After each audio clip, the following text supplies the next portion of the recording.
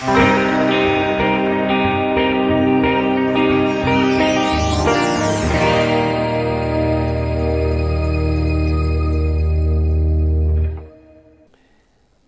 Señor que prepara a los discípulos, que le encomienda misión, que está a su lado, que pide al Padre unidad para ellos, es una persona que continuamente ha estado llamando la atención a la fe de los discípulos. De manera que van a cruzar el mar, el Señor le dice, pasamos a otro lado, se levanta el viento, el mar, ellos no son capaces de controlar el temporal, despiertan al maestro, no tienes cuidado que perecemos. ¿Qué dice Jesús? Después de hombres de poca fe. No dice que no tienen fe, pero dice que tienen poca fe. Cuando Cristo habla de victoria, la vincula a la fe. ¿Cuál es la victoria que vence al mundo? Dice Juan, nuestra fe. Pero previamente Cristo también dijo, en el mundo tendréis aflicción, pero confiad, yo he vencido al mundo.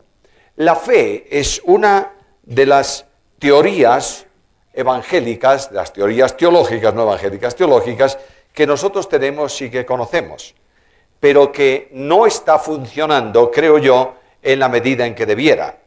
¿Tú crees que si tuvieras fe como un grano de mostaza, dirías al monte, ese de ahí enfrente, échate al mar y se echaría? Bueno, es una hipérbole, porque el pobre monte, ¿qué daño hace donde está? Pero lo que quiere decir el Señor es que la fe mínima depositada en Él funciona. Y yo no puedo llevar a cabo la misión de la que hablé antes sin fe. Y yo no puedo predicar el Evangelio sin fe. Y yo no puedo vivir la vida cristiana sin fe. Porque la fe es el instrumento que me vincula con Cristo y me hace vivir el poder de Cristo, la presencia de Cristo, la orientación de Cristo, la mente de Cristo, etcétera, etcétera. Por tanto, haciendo un paréntesis esta noche en los temas del capítulo 17 de Juan, voy a hablaros acerca de la fe, porque creo que es el complemento necesario para todo lo que estamos dando. Y no hay un versículo mejor en toda la Biblia para hablar de eso que el que aparece ¿en dónde? Claro, Hebreos capítulo 11 y versículo 1. Leo ese versículo. Es pues la fe, la certeza de lo que se espera, la convicción de lo que no se ve. La Biblia, como sabéis, no es un libro de definiciones. La Biblia no define la fe. La Biblia dice que la fe es, y está hablando de algo muy importante, certeza, y está hablando de convicción, de sustancia. Es decir, la fe nos hace sentir lo que esperamos, no con credulidad, sino como palpándolo y saludándolo de lejos, como una realidad. La fe da sustancia a lo que nosotros creemos y en lo que nosotros descansamos. Por tanto, la fe cristiana no es una teoría o una posibilidad, es una realidad en el tiempo presente que nos vincula con toda la experiencia de nuestra vida cristiana. Es muy importante pensar que la vida del creyente es una vida que se desarrolla permanentemente en vinculación con Cristo. Por tanto, la vida cristiana es una vida que, viendo las cosas que se van a producir, las saluda aceptándolas como realidades, porque proceden ¿de quién? Proceden de Cristo. Ahora, la fe, la revelación de la vida de fe en los que escribieron el Nuevo Testamento trae una consecuencia muy notable. Los profetas del Antiguo Testamento hablaron revelando la visión o el mensaje que recibían, ¿verdad? Y hablaban de algo como que va a producirse. Algunos de ellos investigaban cuándo y en qué tiempo sería o a qué persona correspondería, y después de mucha investigación, como no era para ellos y no era una revelación para su tiempo, Dios le decía, no es para vosotros, es para otros tiempos. Luego la fe de ellos era una fe que descansaba en revelación de Dios, en palabra de Dios, en manifestaciones de Dios. La fe del creyente en el Nuevo Testamento es una fe que no descansa en cosas que van a aparecer, sino en realidades que ya se han visto. Cuando Cristo lleva a los discípulos al monte de la transfiguración, dice el texto bíblico que se transfiguró delante de ellos, ¿verdad? Pero anteriormente Cristo dijo a los suyos y a los que le escuchaban, no pasará esta generación sin que se haya cumplido o hayan visto venir el reino de Dios con poder. ¿Recordáis esto? Y a continuación dice, y 8 días después, tomando estos 3, subió al monte. Y ahí en el monte, Cristo le abrió una panorámica visible a ellos del acontecimiento, de la realidad futura del reino. Está Cristo con toda la gloria y su poder, están los santos de la antigua dispensación, Moisés y Elías, y están los 3 apóstoles que en cierta medida podríamos tomarlos como representación de la Iglesia. Ellos no recibieron una visión, vieron una realidad. ¿Me estáis siguiendo? Por eso cuando Pablo habla de profecía, Pedro en su epístola, dice que no hablamos de las cosas que van a venir, como de si fuesen fábulas o cosas de humana sabiduría, sino como habiendo visto con nuestros propios ojos, ¿qué cosa? Su majestad. Luego la profecía del Nuevo Testamento no son posibilidades, son realidades. Se han visto, van a ocurrir. Hay un detalle futuro, pero son realidades. ¿Me estáis siguiendo? De manera que la fe del creyente no descansa sobre asuntos que ocurrirán, sino sobre sustancia que da a las cosas y que mantiene la fe. 3 cosas menciono esta noche sobre la fe. Primeramente, ¿qué es la fe? Voy a ser muy breve en esto. Segundo, ¿cómo funciona la fe? ¿Qué es la acción dinámica de la fe? Y finalmente, la responsabilidad que yo tengo frente a la fe. Primeramente, ¿qué es la fe? El versículo no da una definición de fe, hace una afirmación. Dice, la fe es pues. Es decir, categóricamente, el resultado de esto es, la fe es pues la sustancia o la certeza de lo que se espera, la manifestación de lo que no se ve. Luego la fe está relacionada con cosas que se esperan. La fe, por tanto, es la firme seguridad. Traduzco el versículo de otra manera. Está muy bien traducido, pero voy a darle una dinámica distinta. La fe es la firme seguridad de lo que se espera. La sustancia, lo que sustenta, lo que está debajo de lo que no se ve, dándole realidad de visión. Luego la fe es algo fantástico, importante, vital en el desarrollo de la vida cristiana. En medio de la incertidumbre de la vida, ¿el creyente qué tiene? Certidumbre, tiene fe. Porque la fe del creyente es la certeza de las cosas que están ocurriendo y de las que van a ocurrir. Yo creo, y estoy tranquilo, estoy muy relajado, muy descansado en el tiempo presente, tocante a los eventos futuros, por una razón, ¿sabes por qué? Porque Dios los ha determinado y yo creo. En nuestro mundo es un mundo inquieto, no hay solución a los problemas que nos acosan, hay cada vez una nueva dificultad, hay gobiernos corruptos, hay problemas de guerras que aparecieron, que aparecen y que van a aparecer, y aparentemente no hay ninguna solución para esto, ¿verdad? Pero yo sé por la fe que Dios es el Rey de Reyes, Señor de Señores, y que ha dado el gobierno del mundo ¿a quién? A su Hijo Jesucristo. ¿Lo entiendo? Por tanto, la historia, el mundo luchará contra Dios, hará lo que le parezca, pero yo sé por la fe que puedo descansar porque yo sé que mi Redentor vive. ¿Me estáis siguiendo? Esta es la grandeza de la vida cristiana. Ahora, cuando hablamos de fe, hablamos de un regalo de Dios. La fe no nace, no surge del hombre, surge del hombre o en el hombre por la acción del Espíritu.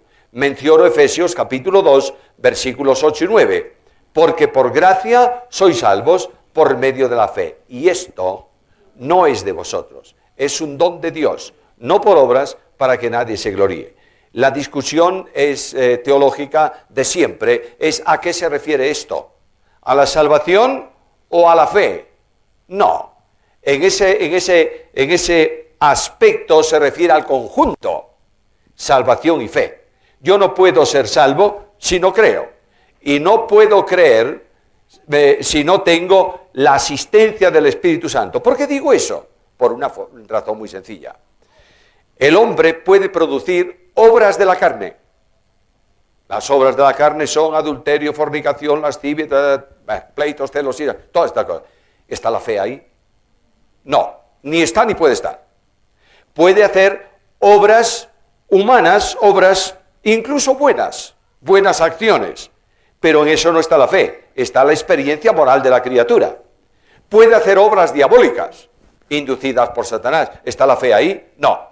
Lo que ocurre es que la fe surge, nace, se origina en el corazón del hombre como un regalo de la gracia por la acción del Espíritu Santo. De manera que el Espíritu Santo capacita al hombre para salvación, capacita al hombre para que cree, fortalece el Señor recíbeme del hombre pecador y lo conduce a Jesucristo y lo une a Cristo vitalmente para regeneración, para salvación, perdón de pecados y vida eterna. Es un regalo. Dios nos hace el regalo de la fe. Ahora, el elemento de la fe, o la fe, mejor dicho, es el elemento sine qua non, el elemento imprescindible, el elemento vital para el desarrollo de la vida cristiana. Santiago es un hombre con mucha experiencia pastoral. Está en la iglesia en Jerusalén, es uno de los grandes líderes, posiblemente el pastor de la iglesia en Jerusalén, y él está harto de que le hablen de fe. Y que la gente diga, yo creo. ¿Y qué le dice Santiago? No me hables de fe, hombre. Muéstrame tus y yo voy a discernir si tienes fe o no. Y el apóstol Santiago en esa epístola, en el 1:17, dice que la fe que no obra es muerta en sí mismo. ¿Está claro? Luego eso de decir, yo creo, ¿en qué crees tú? Creo en toda la doctrina bíblica. Muy bien. ¿Tú crees que Jesucristo es el Señor? ¿Sí o no? Sí. ¿Es esa tu fe? Sí. Muy bien. ¿Estás haciendo lo que Él dice? No me llames Señor si no haces lo que yo digo. ¿Te das cuenta que nuestra fe es una pura teoría espiritual? ¿Me estás siguiendo? Ahora, la fe que produce obras conforme a la voluntad de Dios. ¿Qué es lo que dice Pablo en la carta a los Efesios? Que Dios preparó obras de antemano ¿para qué?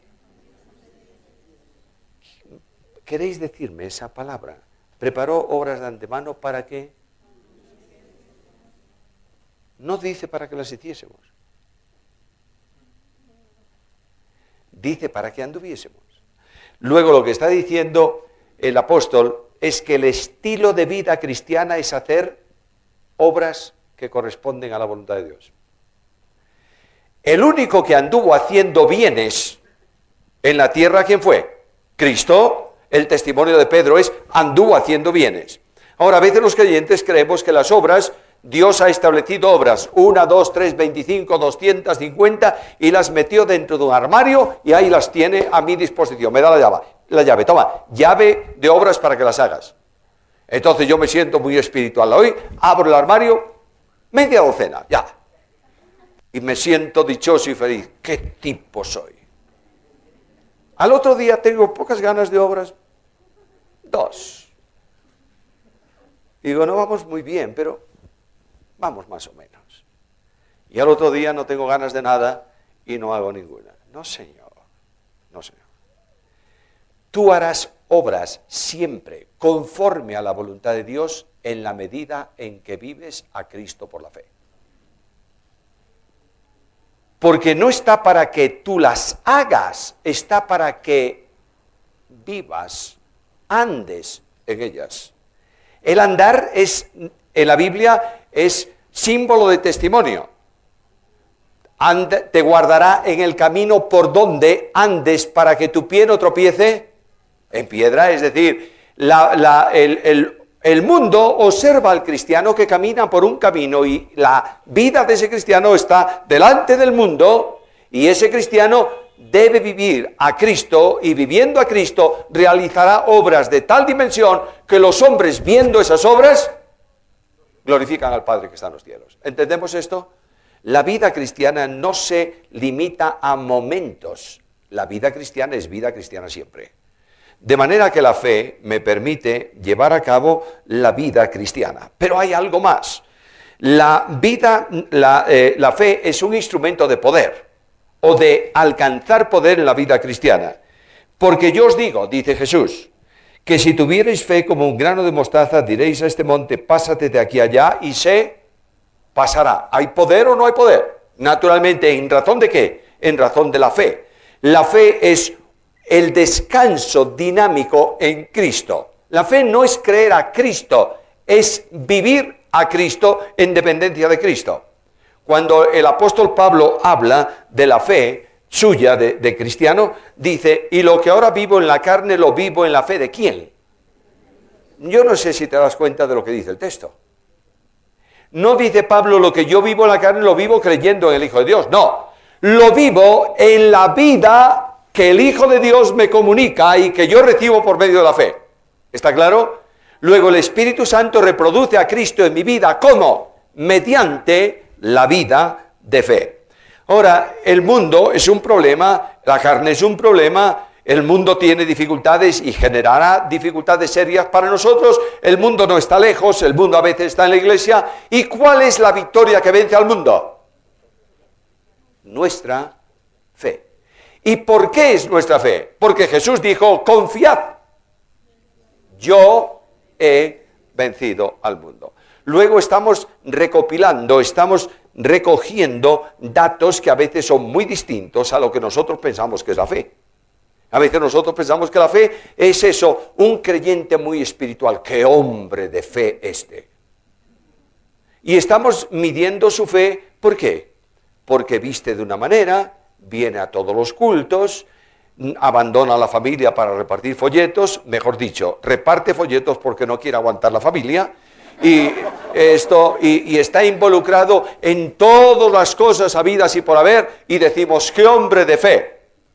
El hombre de fe vive a Cristo de tal forma que los que ven la gloria de Jesús en ese hombre. ¿Me está siguiendo? Ahí tienes un hombre que se llama Esteban.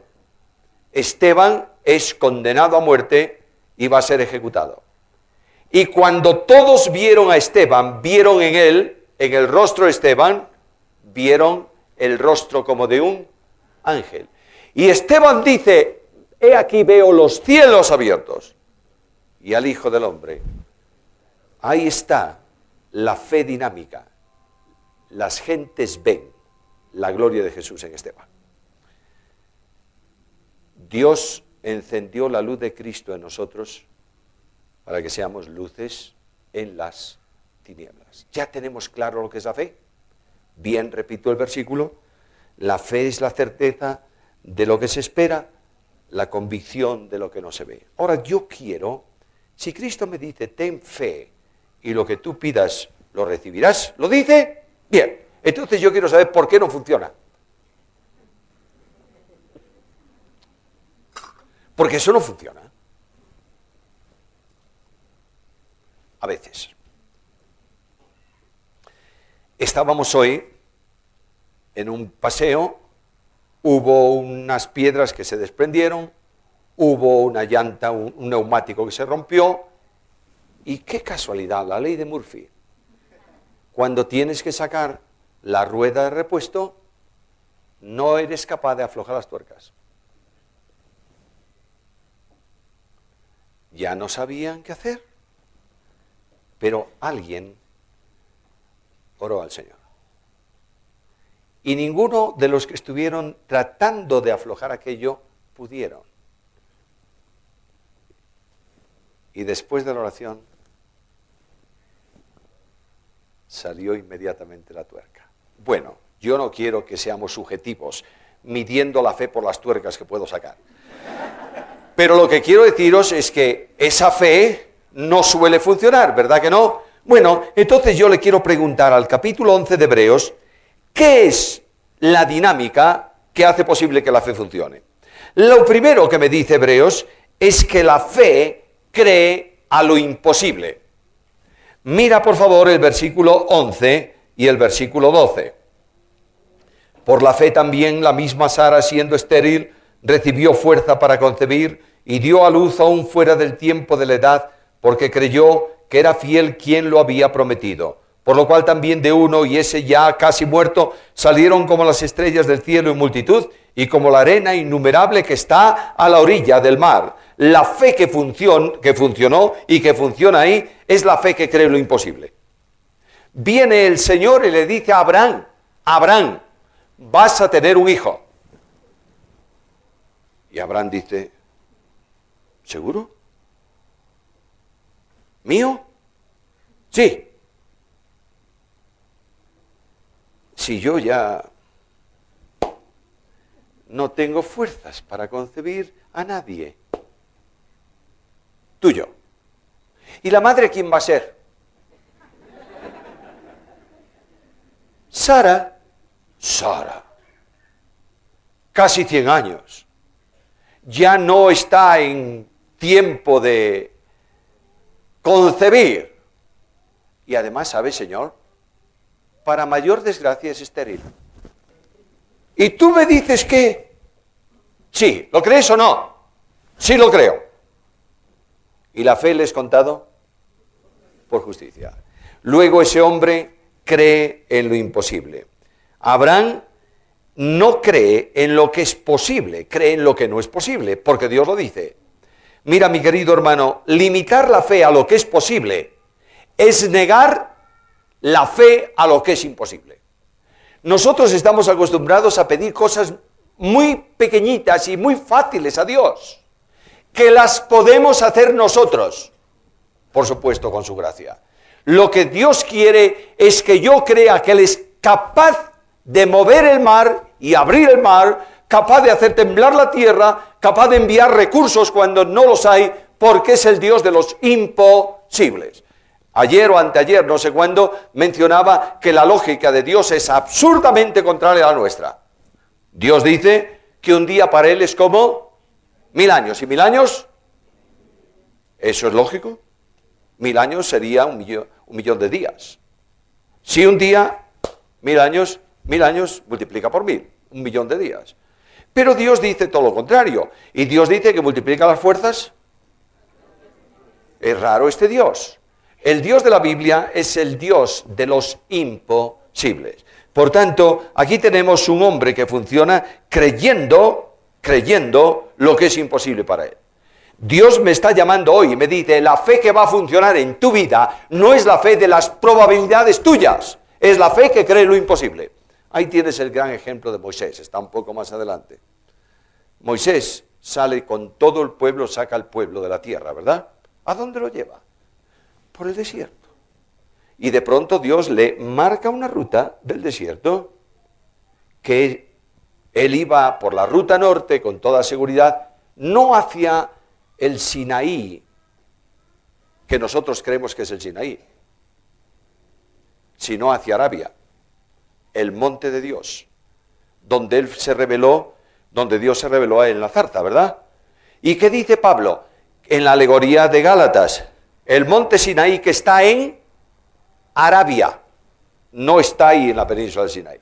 Pero de pronto Dios le hace virar del camino que llevaba hacia otra ruta, y Faraón, que viene detrás del pueblo, dice, los encerró el desierto. ¿Sabe lo que ocurre? Que los hace entrar por una zona del desierto donde hay enormes murallas de roca a un lado y al otro, y ese camino termina ¿dónde? En una playa. ¿Detrás qué tiene? ¿A los lados? ¿Enfrente? Y viene Moisés y dice el texto bíblico que clamó. ¿Y qué le dice Dios? ¿Por qué clamas? ¿Pero cuál es el problema que tienes? Señor, yo creo que tengo un problema y muy gordo. Por detrás los egipcios, a los lados y delante el mar. ¿Y qué dice Dios? ¿Por qué clamas a mí? Di al pueblo de Israel que marche. ¿Que marche a dónde? Al mar. Y el Dios de los imposibles abre el mar, porque es el Dios que es capaz de hacer camino derecho a los pies. Yo tengo esta experiencia en mi vida. ¿Cuántas veces he llegado a imposibles? Si quieres que lo tome como alegoría, ¿cuántas veces delante de mí ha habido un mar? que humanamente hablando no es posible modificar. Y en ese momento que todo es imposible, la fe en lo imposible hace posible la experiencia de vida. Por eso nos dice Pablo algo muy serio. Dios nos lleva en triunfo siempre en Cristo Jesús. Necesito, por tanto, comenzar a creer en lo imposible. ¿Crees en lo imposible? ¿Estás pidiendo algo imposible? Segunda enseñanza, la fe no se conforma con la situación. Versículo 10. Porque esperaba la ciudad que tiene fundamentos, cuyo arquitecto y constructor es Dios. Versículo 13, hasta el versículo 16. Conforme a la fe murieron todos estos sin haber recibido lo prometido, sino mirándolo de lejos y creyéndolo y saludándolo y confesando que eran extranjeros y peregrinos sobre la tierra, porque los que de esto dicen claramente dan a entender que buscan una patria, pues si hubiesen estado pensando en aquella de donde salieron, ciertamente tenían tiempo a volver. Pero oye esto, anhelaban una mejor, esto es celestial, por lo cual Dios no se avergüenza de llamarse Dios de ellos, porque les ha preparado una ciudad. De manera que Abraham está en Ur. Abraham tiene todo lo que quiere. Pero Abraham, un hombre de fe, no se conforma con lo que existe. No se conforma con la situación. ¿Por qué causa? Porque él espera una ciudad que tiene fundamentos, cuyo constructor y arquitecto es Dios. Un pequeño paréntesis aquí. A veces se enseña que la ciudad celestial, la Jerusalén de arriba, es la residencia de la iglesia. Solo de la iglesia y nada más que de la iglesia. ¿Lo oísteis alguna vez? Pues sorprendentemente Abraham esperaba la Jerusalén celestial. Qué raro es eso, ¿eh? Él esperaba la ciudad que tiene fundamentos, cuyo constructor y arquitecto es Dios. ¿No es lo mismo? Los salvos por gracia son salvos, todos de la misma manera. No quiere decir esto que en el tiempo actual la iglesia sea la gran novedad del proyecto de Dios. ¿Me está siguiendo? Pero Dios no se casa con dos esposas. No es el padre que se casa con Israel y el hijo con la iglesia. No, no, no. Hay una única esposa en relación con Dios, que son los salvos a lo largo del tiempo, y que en este tiempo componen algo especial que se llama la iglesia de Jesucristo. ¿Me estáis siguiendo? Ojo con los marcos, que a veces traen muchos problemas y no permiten entender la Biblia con claridad. Ellos esperan algo que es una novedad. Es decir, Abraham cree porque no se conforma con la situación. Nosotros nos estamos conformando con la situación de hoy. Y uno de los grandes problemas que tiene la iglesia hoy es que cuando se promulga la ley de matrimonio homosexual, cuando se promulga la ley del aborto, la ley ahora de la eutanasia activa, no pasiva, etcétera, etcétera, vemos y decimos, ¡qué tragedia este mundo! ¡Qué calamidad este mundo! Y la respuesta es, bueno, al fin y al cabo es el mundo. Eso es lo normal para el mundo. Mentira diabólica. No es lo normal, es lo anormal para el mundo. En la medida en que tú tomas como normal lo que es anormal, asumes que hay una posibilidad de personas que entiendan que luchar contra la voluntad de Dios es normal para ellos. No, señor, no es normal. Y cuando tú te introduces en este pensamiento, comienzas a ver más o menos a la ligera ciertas cosas, y cuando un creyente cae en un pecado de este tipo, lo que decimos es, el mundo nos está influenciando. No aguanto la situación, no quiero la situación, no quiero la política de nuestros días, no quiero la orientación de nuestros días, no quiero el humanismo de nuestros días, porque mi fe me orienta en una dirección distinta. La fe que funciona no está dispuesta a conformarse con la situación. Y claro está, si tú no te conformas con la situación, a lo mejor tienes un problema, ¿o no? Sí. ¿Qué dicen los 4 amigos de Daniel? Cuando le mandan a adorar la estatua, ¿qué dicen los amigos de Daniel? No adoraremos. Nuestro Dios al que servimos puede. Y si no puede, o si no quiere, mejor dicho, nosotros no adoraremos. ¿Sabes lo que están diciendo?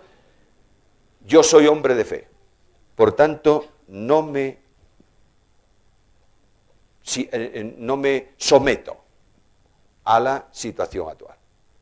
La fe que funciona, en primer lugar, es la fe que cree en lo imposible, es la fe que no se conforma con la situación, es la fe del acuerdo.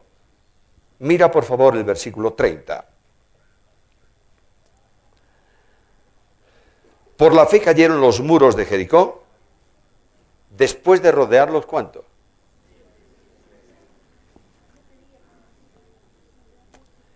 Bueno, hay todo un pueblo que está de acuerdo y que cree lo que Dios va a hacer, ¿verdad? Claro. Han cruzado el Jordán y ahora van a comenzar la conquista. Y de pronto Dios pone a prueba la fe del pueblo. Primer día, el ejército, pero sus armas quietecitas. El arca a hombros de los sacerdotes y los sacerdotes haciendo sonar las trompetas. Llegan al borde de la ciudad. Una vuelta para casa. Pero ¿no sería más lógico que de una vez entrásemos ahí y echásemos? Segundo día, otra vez. Los de adentro muy inquietos y los de afuera muy extrañados. Tercer día, cuarto, el último día, el séptimo día, ahora sí. Una, dos. Oye, ¿pero esto qué es? ¿Creéis que Dios os va a entregar la tierra en vuestras manos? ¿Sí o no? Sí lo creemos, la fe del acuerdo. Están todos de acuerdo y Dios hace caer los muros y el pueblo entra victorioso para conseguir lo que Dios les había dado. Y decimos, bueno, es tomar eso por los pelos. Escucha, Mateo 18, 19. Otra vez os digo que si dos de vosotros se pusieron de acuerdo en la tierra acerca de cualquier cosa que pidieren, les será hecha por mi Padre que está en los cielos. La fe que funciona es la fe del acuerdo. La fe que descansa en más de uno, en el poder de Dios. Estamos en un tiempo complicado donde hay muchos padres, al menos en España, que están pasando por momentos de mucha tensión con los hijos. Los hijos están haciendo lo que quieren y los padres legalmente pueden hacer poco con ellos. El otro día, un padre reprendió a un chico y el chico se encerró en su habitación y llamó por teléfono a la policía del servicio de menores. Y un cuarto de hora después tenía el padre en su casa al servicio de protección de menores para que explicase qué le estaba haciendo al niño. Bueno, se arregló fácilmente, pero otro ejemplo de hace muy pocos días. Una niña se enfada con su padre. Raro, pero sí se enfadó con su padre. Lo insultó, le gritó, le agarró el móvil y se lo tiró al suelo y lo rompió. Y el padre le dio, decimos en España, una colleja, no sé cómo se llama aquí, una cachetada. ¡Plas! La niña llamó a la policía. La policía vino. Le preguntó a la niña, ¿te pegó tu padre? Sí, me pegó. Muy bien. Instrucción, etcétera, etcétera, al juzgado. El fiscal se reúne con el juez y le pide 1 año de prisión al padre por abuso de la niña. Claro, cayó en manos de un juez que tiene lógica. Tiene sentido común. Hoy en día el sentido común es el menos común de todos los sentidos. Este hombre tenía sentido común y llamó a la niña y le dijo, ¿tú le tiraste el teléfono al papi? Sí. ¿Y qué te dio el papi? Una colleja, un golpe. Y le dijo, pues mira, si soy yo el papi te doy 2. Y le dijo, ten mucho cuidado con lo que haces, porque la próxima vez yo te voy a procesar por romper bienes de otro. Bueno, estamos en un momento tremendo y los padres dicen, ¿qué voy a hacer yo con mi hijo? ¿Qué vas a hacer? Ponte de acuerdo con tu esposa y pide a Dios la restauración de tu hijo. Bueno, es que yo oro por mi hijo y mi mujer también ora. No, los dos.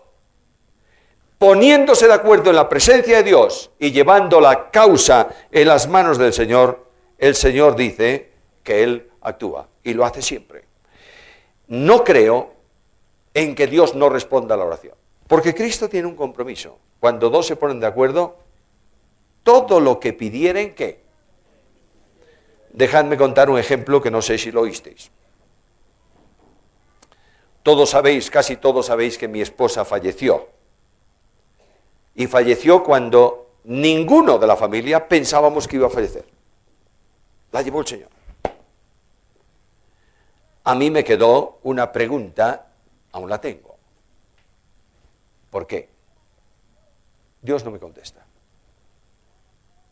Y no me contesta por una razón esencial. Si Él me explicara, yo no lo iba a entender. ¿Sabes por qué? Porque el pensamiento suyo es más alto que el mío. Y sus caminos más que los míos. No entiende. Es lo mismo que si a ese niño que anda por ahí esta noche se le empeña o quiere cruzar la ruta, ahí la calle, que él quiere cruzarla, le vas a explicar, no entiende nada, pobrecito, es pequeñín. Y tú le dices, mira, no puedo cruzar por ahí, no te dejo cruzar, porque si cruzas viene el coche. ¿Qué entiende el pobrecillo? Nada. Entonces, ¿qué haces tú? No. ¿Por qué? Porque no. Porque no lo vas a entender. Ahora, aquí dice algo muy serio. Dice que cuando dos se ponen de acuerdo, ¿qué? ¿Él va a contestar sí o no? Bueno, una noche yo desperté en esas noches en que duermes muy poco.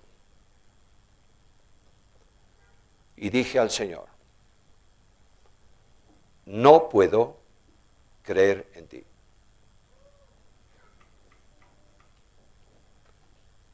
Y le dije al Señor, y es muy sencillo, tú dices que lo que pidiese yo, tú me lo vas a responder, yo he pedido sanidad.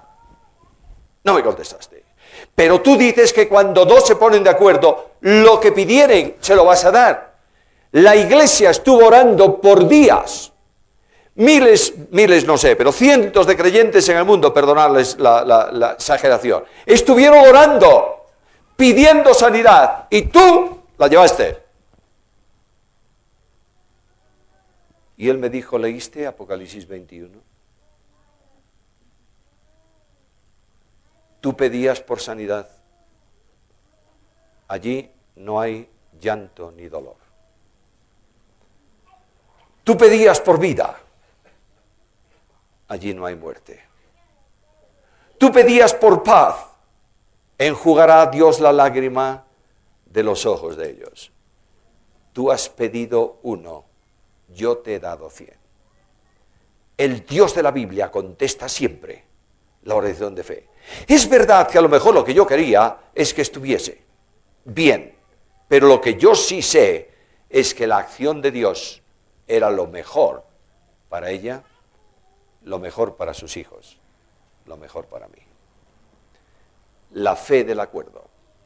Yo quiero deciros que la iglesia necesita ponerse de acuerdo para orar. Nosotros estamos procurando en nuestra iglesia la fe del acuerdo. Porque antes se venía al culto de oración y se decían, bueno, vamos a orar. Y este oraba por Juan y el otro por Pedro y aquel por el coche y el otro por... No, vamos a ponernos de acuerdo.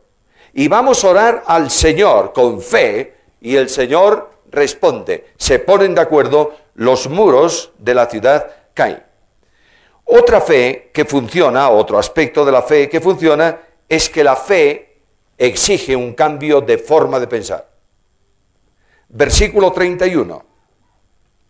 Por la fe Rahab, la ramera, no pereció juntamente con los desobedientes, habiendo recibido a los espías en paz. ¿Sabe lo que ocurre? Esta era una mujer de fe, que había creído en el Dios de Israel. Cuando los espías llegan a la casa de Rahab, Rahab los esconde, los oculta, porque son sus hermanos en la fe. Y ella da testimonio de la fe y les dice, yo sé que Dios ha entregado esta tierra en vuestras manos. Yo sé que Dios ha despertado el terror en el corazón de los nuestros. Yo sé que Dios va a hacer lo que ha prometido. ¿Qué está diciendo Rahab? Yo creo. Por tanto, cambio de pensamiento. Mientras que los de su entorno están con la ciudad cerrada, mientras que las puertas están cerradas, mientras que esperan alguna actuación, Rahab cambió de pensamiento. Y la oración de fe es esta: ya que yo creo de esta manera y mi pensamiento es conforme al pensamiento de Dios, pido que hagáis conmigo y con mi familia misericordia. Es la fe que funciona, la fe que cambia de pensamiento. Hermanos, la Iglesia necesita cambiar de pensamiento. Y los creyentes también. Y Pablo dice en Romanos, renovaos en vuestra mente o por el cambio de vuestra forma de... Renovaos en vuestro entendimiento, ¿verdad? Cambio de mentalidad. La fe que no funciona es la fe del siempre se hizo así. ¿Por qué se hace esto? Porque sí, ¿no? ¿Pero por qué? Bueno, porque así fuimos enseñados. ¿Enseñados en qué porción de la Biblia? No, en la forma de pensar de los antepasados. Madre mía. Cuando tú procures un cambio vas a tener un problema, ¿o no? Pero la fe demanda cambiar, no en doctrina, cambiar en contextualización, cambiar en forma de vida, etcétera, etcétera. En una de las ocasiones en que en nuestra iglesia se hizo un cambio, después de haber enseñado a la iglesia la conveniencia a la luz de la Biblia, había alguno que no le gustaba demasiado. Yo les llamo a esta gente conductores de espejo retrovisor. Es decir, siempre están viendo para atrás. Y lo mejor para ellos es el pasado, no el presente ni el futuro. Y él me decía, yo charlé largo con él, y él me decía, estamos deteriorando la iglesia y estamos perdiendo la espiritualidad. Y mira qué juventud tenemos y fíjate lo que están haciendo. Y yo le decía, pues oye, yo creo que es una buena juventud. Y él me dijo, la juventud buena era la de tus tiempos. ¿Y sabe lo que me dice? Me dice, oh, es que tú no te acuerdas cómo ibais los jóvenes de toda Galicia a un lugar céntrico en Galicia, cerca de Santiago, en ómnibus, el día de las conferencias de juventud. Y yo le dije, claro que sí, ¿cómo no me voy a acordar? Naturalmente. Era el día feliz de la juventud. Y le dije yo, ¿y tú crees que éramos muy espirituales por ir allí? Seguro. Le dije, tú no sabes lo que dices. Primero, nosotros íbamos todos en ómnibus porque no había automóviles en la congregación. Era la época del hambre en España, de la miseria. Y poner a los jóvenes en un ómnibus, eso era una maravilla, ¿verdad? Y además íbamos entusiasmados en el predicador que nos iba a predicar, ¿verdad? ¡Qué va, hombre, qué va! Íbamos deseando ver las chicas que venían del norte y que no veíamos a menudo. Y cuando terminaba la conferencia y volvíamos en el coche para casa, hablábamos, oye, fíjate qué brillante frase, qué oratoria, qué va. Decía, oye, no te hizo caso fulana de tal, ¿verdad? Esta era nuestra conversación. Éramos espirituales, éramos narices, éramos jóvenes que queríamos expansionarnos un día. No puede seguir la iglesia pidiendo cosas a Dios, viviendo en lugares o en tiempo o en historia que ya fue cumplida por Dios. La iglesia que vale no es la del pasado como modelo, es la del presente. Porque es donde Dios está edificando, ¿o no? Y la iglesia mejor no es la que pasó, es la que viene. Dios presentará a su iglesia sin mancha, ni arruga, ni cosa semejante. Comienza a limpiar de tu vida y de tu iglesia el polvo de la tradición y la carga del sistema y funcionará la fe. Hay más cosas ahí, pero yo quiero ir terminando. La fe, que exige un cambio de pensamiento, exige también la disposición de la humildad. Dios resiste a los soberbios, da gracia a los humildes. Mira, por favor, el final de este capítulo 11.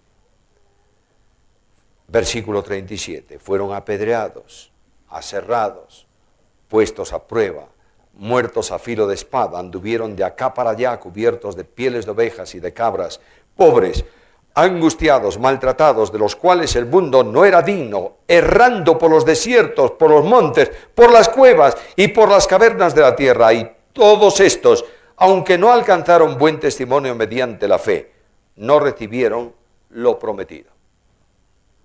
Aún encima eso, no recibieron lo prometido, proveyendo Dios alguna cosa mejor para nosotros.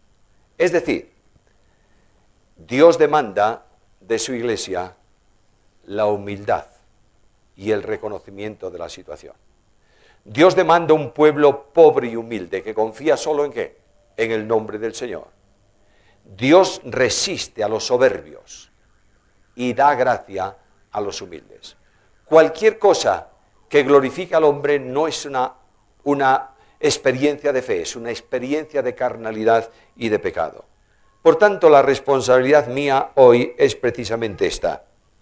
Primeramente tengo que tomar una decisión. Tengo que comenzar a creer lo imposible. ¿Estás dispuesto?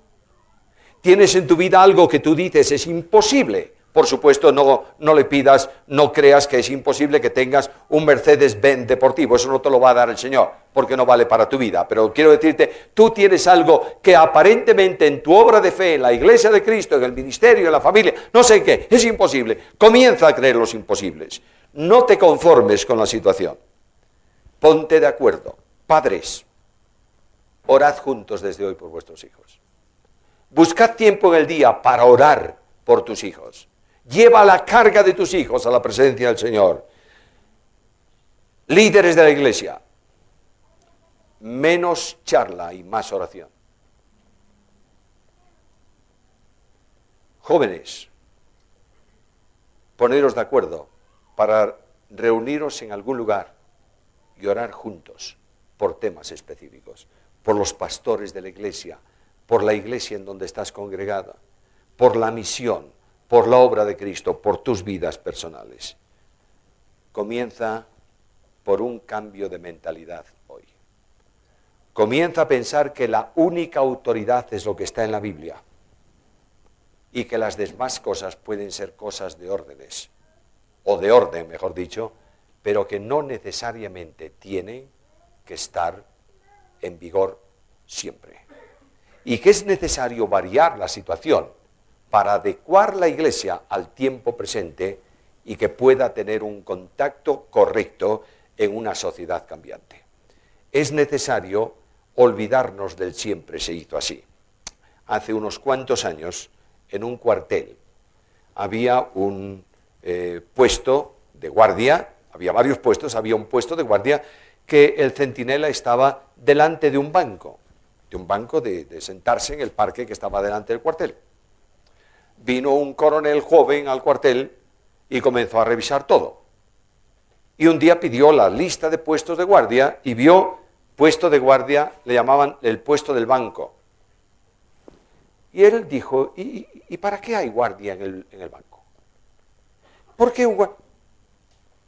Porque, oiga, el coronel anterior y el anterior lo hicieron, siempre se hizo así. Y él dijo, quiero investigar por qué causa está esto así. Y resulta que investigando, descubrió que en un tiempo ese banco fue pintado. Y para que la gente no se manchara, pusieron un guardia delante del banco.